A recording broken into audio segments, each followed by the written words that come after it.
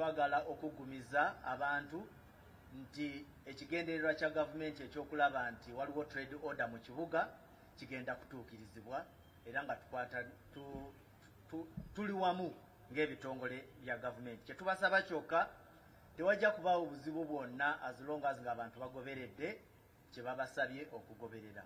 Nga tetunaba kwogera tujja kukola bwetuti tetujja kukkiriza kino bw'olaba nga okugyawo omujjuzo ogwo mu kibuga ogw'abantu abatasasula misolo, abantu aboccupyinga spaces abantu we bali badde bayita kirungi, because gy'ensonga esooka the why of things.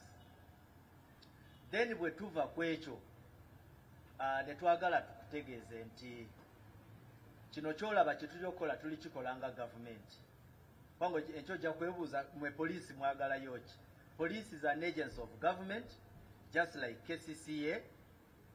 Ate ekirala ffenna tuyina omugabo gwa poliisi ku making sure nti mu kukwasa trade order waliwo obutebenkevu, kubanga tuba tususpectinga nti wayinza okuvaayo abantu abaagala okuteekawo embeera etali nnungi kye tutasobola kukkiriza nga gavumenti.